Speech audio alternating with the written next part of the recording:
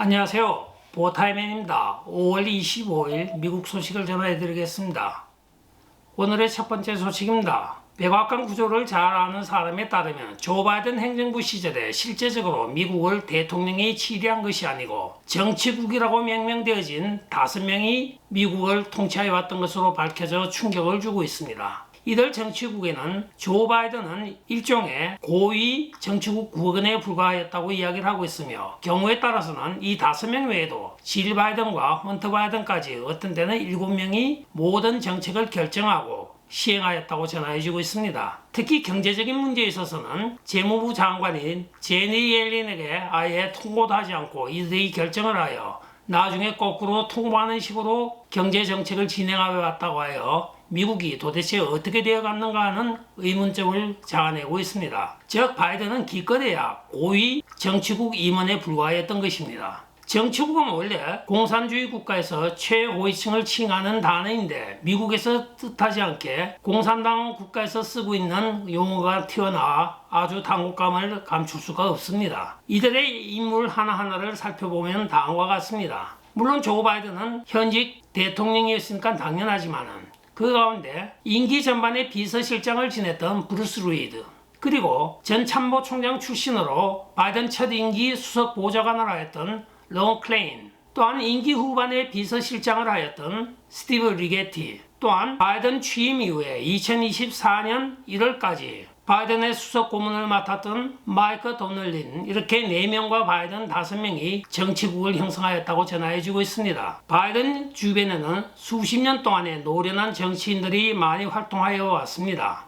2020년 대선과 행정부 내에서 직관과는 전혀 무관하게 이들이 모든 정책을 다 결정하였다고 전해지고 있는데 정치국이 먼저 결정을 내리고 바이든의 동의를 얻는 식으로 대통령 친정이라는 흉내만 내었을 뿐이라고 이야기가 되고 있습니다. 백악관 내부의 한 내각 비서관의 말에 의하면 이렇게 적은 수의 사람들이 이렇게 막강한 권력을 휘두른 것을 전대미문으로 본 적이 없습니다 하고 이야기를 하고 있습니다.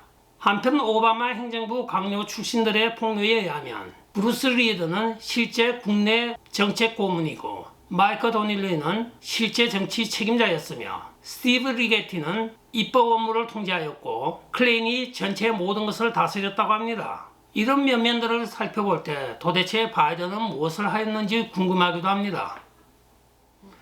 다음 소식입니다. 국무장관 마르코 루비오가 상원 외교청문회에서 미국을 외국 원조산업 복합체라고 말하였습니다. 그러나 이렇게 복합적인 외국 원조 산업인 미국이 실제적으로 효율성에 있어서는 거의 빵점에 가까웠다고 증언을 하고 있는데 그 이유는 바로 USAID를 통하여 해외 원조를 나가고 있는 금액을 따진다고 하면 미국은 압권적으로 1위라고 합니다. 2위부터 10위까지의 모든 나라들의 해외 원조 금액을 다 더한 것보다도 1위인 미국이 원조하는 금액이 훨씬 많다는 발표까지 하면서 그는 그러나 미국이 효율성에 있어서는 아주 형편없었다고 증언을 하고 있습니다. 미화 1불당 현재 도움이 필요한 곳에 도달한 돈은 12센트에 불과하다고 합니다. 즉 12%만 도달하고 88%는 도중에 이 주머니 저 주머니로 다 센 것이죠. 또한 마르코 루비오 국무장관은 미국은 지속적으로 해외에 원조를 하는 것은 당연합니다. 그러나 이것을 효율성 있게 지금 새로 시스템을 갖춰야 하고 현존하고 있는 관료주의 시스템으로는 도저히 효율성이 없다고 이야기를 하고 있습니다.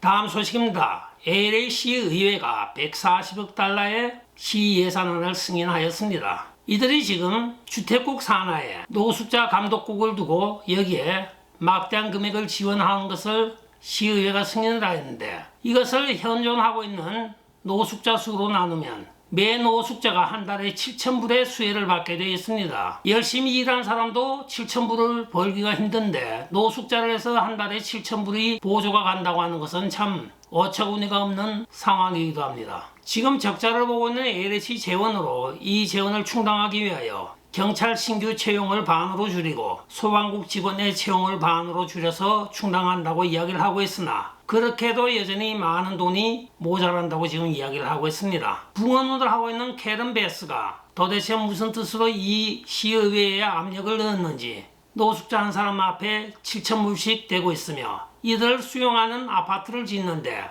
두 사람이 들어가는 한 동을 짓고 있는 원베드룸을 150만 불을 들여서 짓는다고 합니다. 일반적으로 LA직은 미니멈 웨이지를 받는 근로자 기준으로 40시간을 했을 경우에는 800불에 불과합니다. 넉 주를 다 한다 하더라도 3,200불에 불과한데 세금 떼면 한 2,500이나 2,200을 가져가겠죠. 근데 노숙자는 놀고 길거리에서 지내기만 하면 7,000불의 베네핏을 받는다고 하는 것이 참 얼척이 없습니다.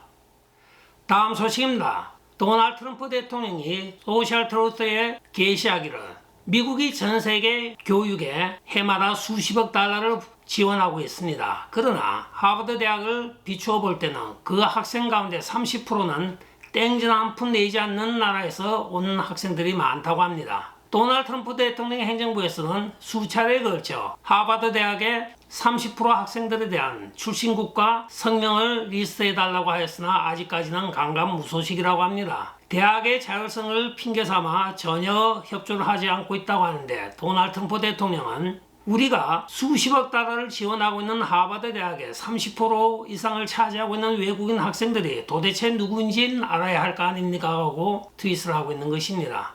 이는 답변을 하지 않고 있는 하버드 대학의 당연한 요구이며 우리는 그들의 나라와 이름을 원합니다고 트윗을 하고 있습니다. 또한 도널드 트럼프 대통령은 하버드 대학에 지금 5,200만 불의 캐시가 있는데 계속적으로 연방정부에 돈 달라고 하지 말고 그 있는 돈을 쓰라고까지 조언을 하고 있습니다.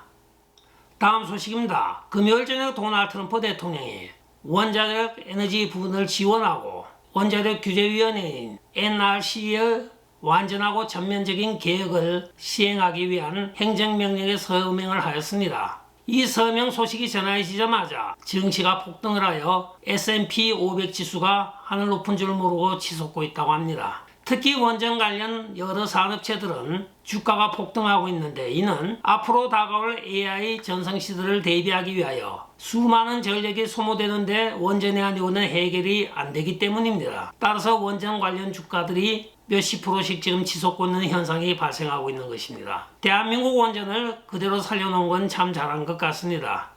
다음 소식입니다. 지금 미국에는 때 아닌 스마트 안경 전쟁이 벌어지게 됐습니다. 애플 내부 누설자에 따르면 2026년 말 되면 애플도 스마트 안경 시장에 뛰어들 것으로 밝혀지고 있습니다. 현재로는 선두주자가 바로 메타가 레이반과 협업하여 레이반 스마트 안경을 지금 출시하여 인기를 끌고 있습니다. 안경에 여러가지 전화통화, 영상기록 등이 가능하기도 합니다. 그러나 최근에 구글이 또한 스마트 안경을 출시하여 앞으로 내후년부터는 3파전이 격돌할 것으로 예상되어지고 있습니다. 시력이 좋지 않은 사람도 이 스마트 안경을 사용하여 좀 더 편리한 생활을 할 것으로 보여지고 있으며 스마트 안경에 렌즈 도수를 끼우는 것까지 가능하다고 합니다.